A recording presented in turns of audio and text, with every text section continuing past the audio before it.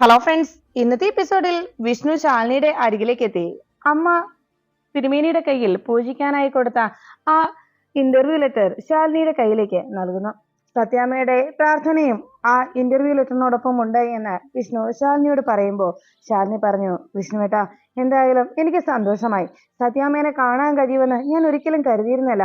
മനസ്സിൽ അത്രയും വലിയ ആഗ്രഹം ഉണ്ടായിരുന്നെങ്കിലും അത് സാധിക്കുമെന്ന് ഞാൻ കരുതിയില്ല എന്ന് ശാലിനി പറയുമ്പോൾ വിഷ്ണു പറഞ്ഞു, എടോ, സമയം വൈകുന്നുണ്ടല്ലോ, ഇന്റർവ്യൂവിനുള്ള സമയമായില്ലേ, ഇനി എനിക്ക് തന്റെ കൂടെ വരാൻ പറ്റുമെന്ന് തോന്നുന്നില്ല എന്ന് ശാലിനിയോട് വിഷ്ണു വിഷമത്തോട് അറിയിച്ചു. അത് കേട്ട ഉടനെ വിഷ്ണുവിനോട് ശാലിനി പറഞ്ഞു, സാരയില്ല, സത്യാമ്മ ഇവിടെ വന്നത് എന്റെ കൂടപ്പിറപ്പിന് വേണ്ടി പ്രാർത്ഥിക്കാനല്ലേ, അതുകൊണ്ട് കുഴപ്പമില്ല വിഷ്ണുവേട്ടാ. മാത്രമല്ല, ഇവിടെ അടുത്തല്ല ഇന്റർവ്യൂ നടക്കുന്നത്, ഇനിയും സമയമുണ്ടല്ലോ, നമുക്ക് നോക്കാം എന്ന് പറഞ്ഞ് വിഷ്ണുവിനോട് ശാലിനിയെ സമാധാനപ്പെടുത്തി. ഉടനെ വിഷ്ണു പറഞ്ഞു, എന്തായാലും ഞാൻ എന്ന് ചെന്ന് നോക്കട്ടെ ശാലിനി, സാഹചര്യം എങ്ങനെയാണെന്ന് എന്ന് നോക്കട്ടെ എന്ന് പറഞ്ഞ് വിഷ്ണു വേഗം സത്യാമ്മയുടെയും ശ്യാമയുടെയും ഒക്കെ അരികിലേക്ക് പോയി. ഈ സമയത്ത് സത്യാമ്മ ശ്യാമയുമായി നാഗരാജാവിന്റെ മുന്നിലേക്ക് എത്തി. ആ സമയത്ത് സത്യാമ്മ നാഗരാജാവിനോട് പ്രാർത്ഥിച്ചു, നാഗരാജാവേ, ശ്യാമയെ കാത്തോണേ, ശ്യാമയുടെ വയറ്റിലുള്ള കുഞ്ഞിനെയും സംരക്ഷിച്ചുകൊള്ളണേ, ഒരാപത്തും വരുത്താതെ അവനെ നീ ഞങ്ങൾക്ക് തരണേ എന്ന് സത്യാമ്മ പ്രാർത്ഥിക്കുമ്പോൾ ആ പ്രാർത്ഥന കേട്ട് ശ്യാമ ആകെ വിഷമിച്ചു.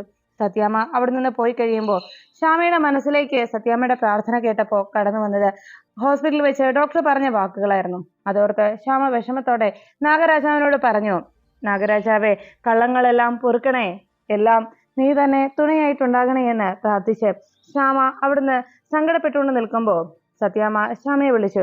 ശ്യാമേ, വാ, നമുക്ക് പോകാം എന്ന് പറഞ്ഞ് ശ്യാമയെ പ്രാർത്ഥിച്ചു കഴിയുമ്പോഴേക്കും സത്യാമ്മ വിളിച്ചു. ശ്യാമ സത്യാമ്മയുടെ അരികിലേക്ക് വന്നിട്ട് വേഗം അർച്ചന വാങ്ങിക്കാനായി അവിടേക്ക് പോകുമ്പോൾ സത്യാമ്മയും ശ്യാമയും കൂടി നടന്നു പോകുന്ന സമയത്ത് അവരുടെ പിന്നാലെ ശാലിനിയും വിഷ്ണുവും നടന്നെത്തി. ഈ കാഴ്ച കണ്ടുകൊണ്ട് ശാലിനി മുന്നോട്ട് പോകുമ്പോൾ സത്യാമ്മ നടന്നു പോയ ആ വഴിയിലെ സത്യാമ്മയുടെ കാൽപ്പാട് ശാലിനി കാണാനിടയായി. ഉടനെ തന്നെ സത്യാമ്മയും ശ്യാമയും മുന്നോട്ട് പോയെന്ന് മനസ്സിലാക്കിയ നിമിഷം വേഗം ശാലിനി സത്യാമ്മയുടെ ആ കാൽപ്പാട് കണ്ടിട്ട് അവിടെ വേഗം വന്ന് ശാലിനി ആ കാല് തൊട്ട് അനുഗ്രഹം വാങ്ങിക്കുന്നു. സത്യാമ്മയുടെ കാൽപ്പാടിൽ ശാലിനി കൈവച്ചപ്പോ പെട്ടെന്ന് സത്യാമ്മയ്ക്ക് തന്റെ കാലിൽ ആരോ തൊട്ടതുപോലെ അനുഭവപ്പെടുന്നു. നടന്നു നീങ്ങിയ സത്യാമ്മ പെട്ടെന്നൊന്ന് അവിടെ നിന്നു. ആകെ സംശയത്തോടെ ആരാ തന്റെ കാലിൽ തൊട്ടതെന്നുള്ള ആശ്ചര്യത്തിൽ സത്യാമ്മ തന്റെ കാലിലേക്ക് നോക്കി. ശാലിനി ആ കാലിൽ തൊട്ട് കണ്ണിൽ അനുഗ്രഹം വാങ്ങിച്ചുകൊണ്ട് കണ്ണിൽ തൊട്ട് അങ്ങനെ നിൽക്കുമ്പോൾ വിഷ്ണു ശാലിനിയോട് ചോദിച്ചു, എന്താടോ? അപ്പോഴേക്കും ശാലിനി പറഞ്ഞു, സത്യാമ്മയുടെ കാല് തൊട്ട് അനുഗ്രഹം വാങ്ങിക്കണമെന്ന് എനിക്ക് വലിയ ആഗ്രഹം ഉണ്ടായിരുന്നു. എന്നാൽ ഇപ്പോ സത്യാമ്മയുടെ കാൽപ്പാടുകൾ കണ്ട് അവിടെ കൈതൊട്ട് അനുഗ്രഹം വാങ്ങിക്കുമ്പോൾ എനിക്ക് സത്യാമ്മയുടെ കാലിൽ തൊട്ടതുപോലെ തന്നെ തോന്നുന്നുണ്ട് എന്ന് ശാലിനി പറഞ്ഞു. ഉടനെ സത്യാമ്മ ആകെ ആശ്ചര്യപ്പെട്ടങ്ങനെ നിൽക്കുന്നത് കണ്ട് ശ്യാമ ചോദിച്ചു, എന്താ സത്യാമ്മേ, എന്ത് പറ്റി? ഉടനെ സത്യാമ്മ പറഞ്ഞു, അത് ഒന്നുമല്ല, എന്റെ കാലിൽ എന്തോ എന്ന് പറഞ്ഞത്. ഉടനെ ശ്യാമ പറഞ്ഞു, ഒന്നുമില്ല സത്യാമ്മ, സത്യാമ്മയ്ക്ക് വെറുതെ തോന്നിയതായിരിക്കും. ആയിരിക്കും എന്ന് പറഞ്ഞ് സത്യാമ്മയും ശ്യാമയും കൂടി വീണ്ടും അങ്ങോട്ട് നടന്നുപോയി. ഉടനെ വിഷ്ണുവിനോട് ശാലിനി തന്റെ ആ ആഗ്രഹവും അത് സഫലമായതിനെ കുറിച്ചും വിഷ്ണുവിനോട് പറയുമ്പോൾ വിഷ്ണു ശാലിനിയെ തന്നെ നോക്കി.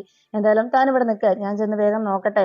അമ്മയും ശ്യാമയെയും വീട്ടിൽ എത്തിക്കേണ്ടത് എന്റെ കടമയായല്ലോ. ഇനിയിപ്പോ രോഹിത്തിനെ വിളിച്ച് അവരെ ഏർപ്പാട് ചെയ്യാമോന്നും കൂടി ഞാൻ നോക്കട്ടെ. എന്തായാലും സിറ്റുവേഷൻ അറിഞ്ഞിട്ട് ഞാൻ വേഗം വരാം എന്ന് പറഞ്ഞ് വിഷ്ണു വേഗം സത്യാമ്മയുടെ അരികിലേക്ക് എത്തി. സത്യാമ്മയും ശ്യാമയും വേഗം ക്ഷേത്രത്തിൽ വന്ന് പ്രാർത്ഥിച്ചുകൊണ്ട് അങ്ങ് നിൽക്കുമ്പോൾ വിഷ്ണു ചോദിച്ചു, അമ്മേ, ഇനി താമസം ഉണ്ടോ എന്ന് ചോദിച്ചപ്പോ സത്യാമ്മ ചോദിച്ചു, നീ ഇതെങ്ങോട്ടാ വിഷ്ണു ഇടയ്ക്കിടയ്ക്ക് മുങ്ങുന്നത്? ഉടനെ വിഷ്ണു പറഞ്ഞു, അതമ്മേ, മുങ്ങിയതല്ല, ഒരു കോള് വന്നു അതാ എന്ന് പറഞ്ഞ് വിഷ്ണു സത്യാമ്മയുടെ കളവ് പറഞ്ഞുകൊണ്ട് നിൽക്കുമ്പോൾ ശാലിനി അവിടെ വന്ന് എന്താ സത്യാമ്മ പറയുന്നെന്ന് കേൾക്കാനായി കാത്തോർത്തു. ഉടനെ തന്നെ സത്യാമ്മ പറഞ്ഞു, വിഷ്ണു, നിനക്ക് തിരക്കുണ്ടെങ്കിൽ നീ പൊക്കോ, ഞാൻ രോഹിത്തിനെ വിളിച്ച് ഞാൻ ശ്യാമയും കൂടി പൊയ്ക്കോളാം. ഇവിടെ ഒരു സിദ്ധം വന്നിട്ടുണ്ട്, ഭൂതകാലം ഭൂതവും ഭാവിയും ഒക്കെ പ്രവചിക്കുന്ന ഒരു സിദ്ധൻ. അദ്ദേഹത്തിന്റെ അടുത്ത് ചെന്ന് ശ്യാമയെ കുറിച്ചൊന്ന് അന്വേഷിക്കണം. ശ്യാമയുടെ കുഞ്ഞിനെ കുറിച്ചും ശ്യാമയുടെ ഭാവിയെ കുറിച്ചും ഒക്കെ അദ്ദേഹത്തോട് ചോദിക്കണം. അതിനുകൂടിയാണ് ഇന്ന് ഇവിടേക്ക് വന്നത്. ശ്യാമയ്ക്ക് വേണ്ടി അർച്ചന നടത്താൻ വേണ്ടി മാത്രമല്ല, സിദ്ധനെ കണ്ട് ശ്യാമയുടെ ഭാവിയെ കുറിച്ച് കൂടി ചോദിക്കാൻ വേണ്ടിയാണ് ഞാൻ ഇന്ന് ഇവിടേക്ക് വന്നത് തന്നെ. അതുകൊണ്ട് താമസമുണ്ടെങ്കിൽ വേഗം വിഷ്ണു പൊയ്ക്കോ എന്ന് സത്യാമ്മ അറിയിച്ചു. അത് കേട്ടതും വിഷ്ണു പറഞ്ഞു, എന്നാ ശരിയമ്മേ, ഞാൻ വേഗം പൊയ്ക്കോളാം എന്ന് പറഞ്ഞ് വിഷ്ണു വേഗം ഞാൻ പോവാ എന്ന് ശ്യാമയോടും സത്യാമ്മയോടും യാത്ര പറഞ്ഞിട്ട് ഉടനെ തന്നെ ശാലിനിയുടെ അരികിലേക്ക് എത്തി. ശാലിനി ആ വാക്കുകൾ കേട്ടതും ശാലിക്ക് ആകെ ടെൻഷനായി. ദൈവമേ, സിദ്ധന്റെ മുന്നിലേക്കാണല്ലോ പോകുന്നതെന്ന് ഓർത്ത് ശാലിനി അങ്ങ് ടെൻഷൻ അടിച്ചേക്കുമ്പോൾ വിഷ്ണു വേഗം ശാലിനിയുടെ അരികിലേക്ക് വന്നിട്ട് പറഞ്ഞു, എടോ വാ, നമുക്ക് പോകാം. അമ്മ ശ്യാമയും കൂട്ടി ഏതോ സിദ്ധനെ കാണാനായി പോവുകയാണ്. അതുകൊണ്ട് ഇനിയും വൈകും, നമുക്കൊരു കാര്യം ചെയ്യാം, നമുക്ക് പോകാം, അമ്മ രോഹിത്തിനെ വിളിച്ച് അവർ വീട്ടിലേക്ക് പോയിക്കോളെന്നാ പറഞ്ഞത് എന്ന് പറഞ്ഞതും വിഷ്ണുവിനോട് ശാലിനി പറഞ്ഞു, അയ്യോ വിഷ്ണുവേട്ടാ, സിദ്ധനെ കാണാൻ പോവുകയാണോ? ഇനിയും സമയമുണ്ടല്ലോ നമുക്ക്, അതുകൊണ്ട് നമുക്ക് എന്താ സിദ്ധൻ പറയുന്നത് കേട്ടിട്ട് പോകാം വിഷ്ണുവേട്ടാ എന്ന് പറഞ്ഞു. അത് കേട്ടതും വിഷ്ണു പറഞ്ഞു, ശാലിനി താൻ എന്താ ഈ പറയുന്നത്? ഇത് സിവിൽ സർവീസിന്റെ എക്സാമാ, അതുകൊണ്ട് നമുക്ക് സമയം കളയാം, ഒരു മിനിറ്റ് മുമ്പെങ്കിലും അവിടെ ചെന്ന് നിൽക്കണ്ടേ എന്ന് ചോദിച്ചതും ഉടനെ ശാലിനി പറഞ്ഞു, അതൊന്നും കുഴപ്പമില്ല വിഷ്ണുവേട്ടാ, ഞാൻ ഇതിനെല്ലാം പ്രിപ്പയർഡ് ആയിട്ട് തന്നെ ഇരിക്കുന്നത്, അതുകൊണ്ട് വിഷ്ണുവേട്ടൻ വന്നേ എന്ന് പറഞ്ഞതും ഉടനെ വിഷ്ണു, എടോ തനിക്ക് എന്താണോ പറ്റിയത്? താൻ പ്രിപ്പയർ ആയെന്നൊക്കെ പറഞ്ഞിട്ടും തന്റെ ആത്മവിശ്വാസം മുഖത്ത് കാണുന്നില്ലല്ലോ എന്ന് പറഞ്ഞതും വിഷ്ണുവിനോട് ശാലിനി പറഞ്ഞു, വിഷ്ണു ഉണ്ടെങ്കിൽ വന്നേ, നമുക്ക് പോയി നോക്കാവുന്നേ, ഭാവി എന്താ പറയുന്നത് നമുക്കൊന്നും അറിയാമല്ലോ എന്ന് ചോദിച്ചതും ഉടനെ വിഷ്ണു പറഞ്ഞു, എടോ അതിനിപ്പോ നമ്മൾ ചെന്ന് നോക്കണം എന്താ, ശ്യാമയോ അമ്മയോ ഇതെല്ലാം അറിഞ്ഞിട്ട് വീട്ടിൽ വരുമ്പോ അവരോട് കാര്യങ്ങൾ അന്വേഷിച്ചാ പോരെ, അപ്പൊ നമുക്ക് അറിയാൻ കഴിയുമല്ലോ, താനിങ്ങി വാ, വേഗം നമുക്ക് പോയി ഇന്റർവ്യൂ അറ്റൻഡ് ചെയ്യാം എന്ന് പറഞ്ഞ് ശാലിനിയോട് പോകാമെന്ന് നിർബന്ധിച്ചു. അപ്പോഴേക്കും ശാലിനി പറഞ്ഞു, വിഷ്ണുവേട്ടാ, നമുക്ക് എന്തായാലും ആ സിദ്ധൻ എന്താ പറയുന്നൊന്ന് കേട്ടിട്ട് പോകാം, ഇങ്ങനെ ടെൻഷൻ ആവണ്ടല്ലോ, ശ്യാമയുടെയും കുഞ്ഞിന്റെയും കാര്യമല്ലേ, നമുക്കൊന്ന് കേട്ടിട്ട് പോകാം വിഷ്ണുവേട്ടാ എന്ന് പറഞ്ഞു. എങ്കിൽ ശരി വാ എന്ന് പറഞ്ഞ് വിഷ്ണു മനസ്സിലോടെ ശാലിനിയും വിളിച്ചുകൊണ്ട് സിദ്ധന്റെ അരികിലേക്ക് പോകാമെന്ന് പറയുന്നു. സിദ്ധൻ എന്താണ് സത്യാമ്മയോട് പറയുന്നതെന്ന് കേൾക്കാനായി പോകുമ്പോ ശാലിനി തൽക്കാലം വിഷ്ണുവിന്റെ അരികിൽ നിന്ന് ഇത്രയും വലിയൊരു കള്ളം മറച്ചു വെച്ച കാര്യം സിദ്ധൻ പറയുമോ എന്ന ആശങ്ക ശാലിനിയുടെ മനസ്സിനെ അലട്ടി. അതുകൊണ്ട് തന്നെ ശാലിനിയും വിഷ്ണുവും സിദ്ധൻ പറയുന്നത് കേൾക്കാനായി വേഗം ആ മലമുകളിലേക്ക് എത്തി. മലമുകളിലിരുന്ന് അങ്ങനെ പ്രാർത്ഥിച്ചുകൊണ്ട് സിദ്ധൻ ഇരിക്കുമ്പോൾ സിദ്ധന്റെ അരികിലേക്ക് ഒരു ഭാര്യയും ഭർത്താവും എത്തുന്നു. അവർ പ്രാർത്ഥനയോടെ നിൽക്കുമ്പോൾ അദ്ദേഹം കണ്ണു തുറന്നിട്ട് പറഞ്ഞു, നിങ്ങൾക്ക് ഒരു കുഞ്ഞിനെ ഇനി ലഭിക്കുമോ എന്നോ, ഒരു സന്താന ഭാഗ്യമുണ്ടോ എന്നല്ലേ നിങ്ങളുടെ ആശങ്ക? എന്നാൽ നിങ്ങൾക്ക് ഭഗവാൻ കനിഞ്ഞനുഗ്രഹിച്ച് ഒരു കുഞ്ഞിനെ തന്നിരുന്നു. ആ കുഞ്ഞിനെ നിങ്ങളുടെ ഭാര്യയുടെ ഉദരത്തിൽ വെച്ച് തന്നെ ഇല്ലാതാക്കി. നിങ്ങൾ തന്നെ നിങ്ങളുടെ കുഞ്ഞിന്റെ കഴുത്ത് ഞെരിച്ച് ഇല്ലാതാക്കി. അത് ഇനിയിപ്പോ നിങ്ങളുടെ ഭാര്യയ്ക്ക് ഇനി ഒരു സന്താന ഭാഗ്യം ഇല്ല എന്ന് പറഞ്ഞു. അത് കേട്ടതോടെ ആകെ ഞെട്ടലോടെ അങ്ങനെ നിന്നു. ഉടനെ ശാലിനി ആ വാക്കുകൾ കേട്ട് ആകെ ഞെട്ടിത്തെറിച്ചിരിക്കുമ്പോ ഉടനെ വിഷ്ണു ചോദിച്ചു, എടോ തനിക്കെന്താണോ പറ്റിയത്? അപ്പോഴേക്കും ശാലിനി പറഞ്ഞു, അയ്യോ കുഞ്ഞിനെ നഷ്ടമായ കാര്യമല്ലേ പറഞ്ഞത് എന്ന് പറഞ്ഞതും ഉടനെ വിഷ്ണു ചോദിച്ചു, എടോ അത് അവരുടെ കാര്യമില്ലടോ, തന്റെ ഈ ടെൻഷൻ കണ്ടാ തോന്നുമല്ലോ ശ്യാമയുടെ കുഞ്ഞിന് എന്തോ പറ്റിയെന്ന്, ശ്യാമയ്ക്ക് ആ കുഞ്ഞിനെ നഷ്ടമായെന്ന് എന്ന് പറഞ്ഞു. ശാലിനി ആകെ ഞെട്ടലോടെ വിഷ്ണു നോക്കി. വിഷ്ണുവിന് എന്താ ഈ പറഞ്ഞത് എന്ന് ചോദിച്ചതും, എടോ താൻ ഇതിനിങ്ങനെ ടെൻഷൻ ആവേണ്ട കാര്യം എന്താ? അങ്ങനെയൊന്നും ഒരു കാരണവശാലും സിദ്ധന് പറയാൻ കഴിയില്ല. കാരണം ശ്യാമയുടെ കുഞ്ഞിനെ കുറിച്ച് ഓർത്തിട്ടാണോ? ശ്യാമയുടെ വയറ്റിലുള്ള കുഞ്ഞുള്ള കാര്യം നമുക്ക് എല്ലാവർക്കും അറിയാമല്ലോ, പിന്നെ താൻ ഇതിങ്ങനെ ആശങ്കപ്പെടേണ്ട കാര്യമൊന്നും ഇല്ലടോ എന്ന് വിഷ്ണു ശാലിനിയെ സമാധാനിപ്പിച്ചു. അപ്പോഴേക്കും വിഷ്ണുവിന്റെ ആ വാക്കുകൾ കേട്ട് ശാലിനിക്ക് ആകെ ടെൻഷനായി. പിന്നെ ഇവിടെ വന്നവരൊക്കെ പറഞ്ഞു കേട്ടത് സിദ്ധൻ പറയുന്നതൊക്കെ സത്യസന്ധമായിട്ടുള്ള കാര്യങ്ങളാണെന്നാ, സിദ്ധൻ പറഞ്ഞതെല്ലാം സത്യമാണെന്നും അദ്ദേഹത്തിന്റെ പ്രവചനം കൃത്യമായി നടന്നിട്ടുണ്ടെന്നാണ് പറഞ്ഞത് എന്ന് വിഷ്ണു ശാലിനിയോട് അറിയിച്ചു. അതെല്ലാം കേട്ടതും ശാലിനിക്ക് വീണ്ടും ഭയമായി. ഉടനെ തന്നെ ആ സിദ്ധന്റെ മുന്നിലെത്തിയ ആ ഭർത്താവ് പറഞ്ഞു, ഇല്ല സ്വാമി, അങ്ങനെ എന്റെ ഭാര്യയ്ക്ക് ഒരു കുഞ്ഞുണ്ടായിട്ടില്ല എന്ന് പറഞ്ഞതും ഉടനെ അദ്ദേഹം പറഞ്ഞു, എന്നോട് കളവ് പറയണ്ട, നിങ്ങളുടെ ഭാര്യയ്ക്ക് കുഞ്ഞുണ്ടായിട്ടില്ലെന്നോ? അവരുടെ ഉദരത്തിൽ വെച്ച് തന്നെ ആ കുഞ്ഞിനെ നിങ്ങൾ അന്ന് ഇല്ലാതാക്കിയില്ലേ? അന്ന് നിങ്ങൾക്ക് ആ കുഞ്ഞിനെ വളർത്താനുള്ള സാമ്പത്തിക ശേഷി ഇല്ല എന്ന കാരണത്താലായിരുന്നല്ലോ നിങ്ങൾ ആ കുഞ്ഞിനെ വേണ്ടെന്ന് വെച്ചത്. എന്നാൽ ആ കുഞ്ഞ് നിങ്ങൾക്ക് ജനിച്ചിരുന്നെങ്കിൽ നിങ്ങൾക്ക് സർവ്വ ഐശ്വര്യവും സമ്പൽ സമൃദ്ധിയും ആ കുഞ്ഞിലൂടെ ലഭിക്കുമായിരുന്നു. അതായിരുന്നു ആ കുഞ്ഞിനെ ദൈവം നിങ്ങൾക്ക് നൽകിയത്. എന്നിട്ടും നിങ്ങൾ ആ കുഞ്ഞിനെ വേണ്ടെന്ന് വെച്ചില്ലേ? അതുകൊണ്ട് തന്നെ ഇനി നിങ്ങൾക്ക് ഈ ജീവിതത്തിൽ ഒരു കുഞ്ഞിനെ ലഭിക്കില്ല എന്ന് അദ്ദേഹം അറിയിച്ചു. ഇത് ദൈവം നിങ്ങളോട് കാണിച്ച നിങ്ങൾക്കെന്ന് വെച്ച് നീട്ടിയ സൗഭാഗ്യത്തെ നിങ്ങൾ തട്ടിക്കളഞ്ഞതിനുള്ള ശിക്ഷയാണ് എന്ന് അദ്ദേഹം ആ ഭാര്യയോടും ഭർത്താവിനോടും പറയുന്നു. അവരാകെ സങ്കടത്തോടെ അവിടെ നിന്ന് പോകുന്നു. ഇനി എനിക്ക് കൂടുതലൊന്നും പറയാനില്ല എന്ന് പറഞ്ഞ് അദ്ദേഹം വീണ്ടും ധ്യാനത്തിലിരുന്നു. ഈ സമയത്ത് ശാലിനി വിഷ്ണുവും അവിടെ ആശങ്കയോടെ നിൽക്കുമ്പോൾ സത്യാമ്മ ശ്യാമയുമായി അവിടേക്ക് എത്തി. ദേ അമ്മ വരുന്നു എന്ന് പറഞ്ഞ് വിഷ്ണു വേഗം പിന്തിരിഞ്ഞു നിന്നു.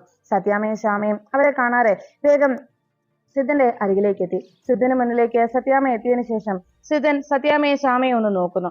അദ്ദേഹത്തിന് ശ്യാമയെ കണ്ടതോടെ കാര്യങ്ങൾ മനസ്സിലായി. ഉടനെ സത്യഭാമ പറഞ്ഞു, സ്വാമി, ഇത് എന്റെ മരുമകളാണ്. ഇവളുടെ വയറ്റിലുള്ള കുഞ്ഞിനെ കുറിച്ചും ഇവളുടെ ഭാവിയെ കുറിച്ചുമാണ് എനിക്ക് അറിയേണ്ടത്. കുഞ്ഞ് സുരക്ഷിതമായിട്ടിരിക്കുന്നു എന്നാണ് അറിയേണ്ടത് എന്ന് ചോദിച്ചതും ഉടനെ അദ്ദേഹം പറഞ്ഞു, അതെ, നിങ്ങൾക്ക് അറിയേണ്ടത് നിങ്ങളുടെ മരുമകളുടെ കുഞ്ഞിനെ കുറിച്ചാണ് അല്ലെ എന്ന് ചോദിച്ചതും ശ്യാമ പെട്ടെന്ന് തല കുനിച്ചു നിൽക്കുന്നതോടെ അദ്ദേഹത്തിന് കാര്യങ്ങൾ ബോധ്യമായി. അദ്ദേഹം ധ്യാനക്കണ്ണിലൂടെ ആ നിമിഷം തന്നെ അദ്ദേഹത്തിന് സത്യങ്ങൾ വെളിപ്പെടുന്നു. ഹോസ്പിറ്റലിൽ വെച്ച് നടന്ന സംഭവങ്ങളെല്ലാം അദ്ദേഹത്തിന്റെ മനസ്സിലേക്ക് ഓരോന്നോരോന്നായി കടന്നു വന്നു. ഉടനെ സത്യാമ്മ അദ്ദേഹത്തോട് പറഞ്ഞു, ഇവൾക്ക് ആരംഭഘട്ടത്തിൽ കുഞ്ഞിനെ ഗർഭം പേറിയപ്പോ ചില പ്രശ്നങ്ങളൊക്കെ ഉണ്ടായി. അത് ഇപ്പോഴും ആ ഒരു പ്രശ്നത്തിന്റെ തുടർച്ച അവളുടെ മനസ്സിലാകെ നിലനിൽക്കുകയാണ്. അതുകൊണ്ട് തന്നെ എന്താണ് ഇനിയുള്ള ഭാവി കാര്യങ്ങളെന്നും ആ കുഞ്ഞിന്റെ ഇപ്പോഴത്തെ അവസ്ഥ എന്താണെന്നും അറിയാൻ വേണ്ടിയാണ് തിരുമേനി സുഖപ്രസവമാകുമോ ഇവൾക്കുണ്ടാവുക എന്നൊക്കെ അറിയാനാണ് എന്ന് പറഞ്ഞതും ഉടനെ സിദ്ധൻ അതിനെക്കുറിച്ച് പറയുവാനായി നിങ്ങൾ രണ്ടുപേരും കണ്ണടച്ചു നിന്നോളൂ എന്ന് സിദ്ധൻ അറിയിച്ചു. ശ്യാമയും സത്യാമ്മയും കണ്ണടച്ചങ്ങനെ പ്രാർത്ഥിച്ചു നിൽക്കുമ്പോൾ സിദ്ധനെ പെട്ടെന്ന് ശാലിനിയും വിഷ്ണുവും അവിടെ നിൽക്കുന്നത് മനസ്സിലാക്കാൻ കഴിഞ്ഞു. സിദ്ധൻ പെട്ടെന്ന് ശാലിനിയെ നോക്കി.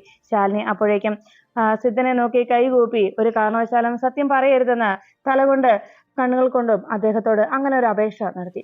ഉടനെ തന്നെ അദ്ദേഹം ആ നോട്ടം കണ്ടതോടെ കാര്യങ്ങൾ മനസ്സിലാക്കി പുഞ്ചിരിയോടെ നോക്കി. അതിനുശേഷം വീണ്ടും അദ്ദേഹം ധ്യാനത്തിലിരുന്നു. അപ്പോഴേക്കും ശാലിനി തന്റെ കുഞ്ഞിനെ തന്റെ സഹോദരിക്ക് കൊടുക്കുമെന്നും ആ കുഞ്ഞിനെ താൻ പ്രസവിക്കുമെന്നും സത്യാമ്മയ്ക്ക് ഇനിയും ഇങ്ങനെ ഒരു മാനസിക സംഘർഷം ഉണ്ടാകുന്ന കാര്യങ്ങൾ ഒരു കാരണവശാലും സത്യാമ്മയോട് പറയരുതെന്നുള്ള ഡോക്ടറുടെ വാക്കുകളും സത്യാമ്മയുടെ ജീവൻ വെച്ച് തനിക്കൊരു പരീക്ഷണം നടത്താൻ കഴിയില്ല എന്നുള്ള ശാലിനിയുടെ വാക്കുകളും എല്ലാം അദ്ദേഹത്തിന്റെ മനസ്സിലേക്ക് എത്തുന്നു. അദ്ദേഹം അതെല്ലാം വ്യക്തമായി കാണാനിടയാകുന്നു. അതിനുശേഷം അദ്ദേഹം ഇരുവരോടും കണ്ണു തുറന്നോളാനായി പറഞ്ഞു. സത്യാമ്മയും ശ്യാമയും കണ്ണു തുറന്നു നിൽക്കുമ്പോഴേക്കും അദ്ദേഹം പറഞ്ഞു, നിങ്ങളുടെ മരുമകളുടെ കുഞ്ഞ്, നിങ്ങളുടെ മരുമകൾക്ക് സന്താന ഭാഗ്യമുണ്ടോ എന്ന് അറിയണം അല്ലെ?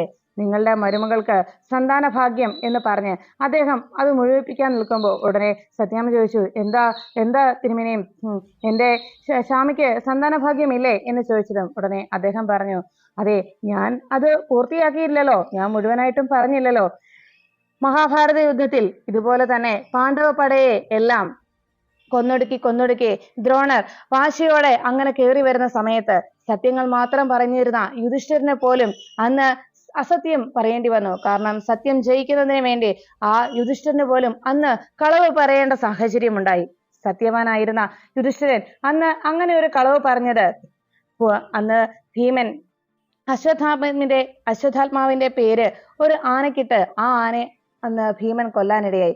അപ്പോഴേക്കും ദ്രോണരുടെ ചിന്ത മാറ്റുന്നതിന് വേണ്ടി വ്യതിചലിപ്പിക്കാനായിട്ട് അന്ന് യുധിഷ്ഠിരൻ വിളിച്ചു പറഞ്ഞത് അശ്വത്ഥാത്മാവ് മരിച്ചു എന്നതായിരുന്നു. എന്നാൽ ആന എന്നുള്ള ആ വാക്ക്, അശ്വത്ഥാത്മാവ് എന്ന ആന മരിച്ചു എന്നതിലെ ആന എന്നുള്ള വാക്ക് അദ്ദേഹം ഒരല്പം ശബ്ദം താഴ്ത്തി പറയുകയും ചെയ്തു. അങ്ങനെ വ്യക്തമായി അശ്വത്ഥാത്മാവ് മരിച്ചു എന്ന് കേട്ടതോടെ തന്റെ ചിന്തകൾ മാറുകയും തന്റെ മകൻ കൊല്ലപ്പെട്ടു എന്നുള്ള തെറ്റിദ്ധാരണയിൽ ദ്രോണർ സ്തംഭിച്ചു നിൽക്കുമ്പോഴാണ് അദ്ദേഹത്തിന്റെ തല അറുത്തെടുത്തത്. അങ്ങനെയാണ് അന്ന് മഹാഭാരത യുദ്ധത്തിൽ സത്യത്തിന് വിജയം നേടാൻ കഴിഞ്ഞത്. അതുപോലെ എത്ര സത്യം പറയാനും ഏത് സത്യത്തിന്റെ പിന്തുടർന്നു നിന്നാലും ചിലപ്പോഴൊക്കെ ചില സാഹചര്യത്തിൽ ധർമ്മം ജയിക്കാനും സത്യം ജയിക്കാനും ചിലപ്പോൾ ചില കളവുകൾ പറയേണ്ടി വരും എന്ന് അദ്ദേഹം അറിയിച്ചു. ഇത് കേട്ടതും ഉടനെ സത്യാമ്മ ചോദിച്ചു, തിരുമേനി ഇപ്പോ ഈ കഥ ഇവിടെ പറയാനുള്ള കാരണം എന്ന് ചോദിച്ചതും ഉടനെ അദ്ദേഹം പറഞ്ഞു, നിങ്ങളുടെ മരുമകളുടെ കുട്ടി അല്ലെ, അതല്ലേ അറിയേണ്ടത്, നിങ്ങളുടെ മരുമകളുടെ കുഞ്ഞ് സുഖമായിരിക്കണോ എന്ന്. അത് കേട്ടതോടെ സത്യാമ്മയ്ക്കും ശ്യാമയ്ക്കും ശാലിനിക്കുമൊക്കെ ആശ്വാസമായി.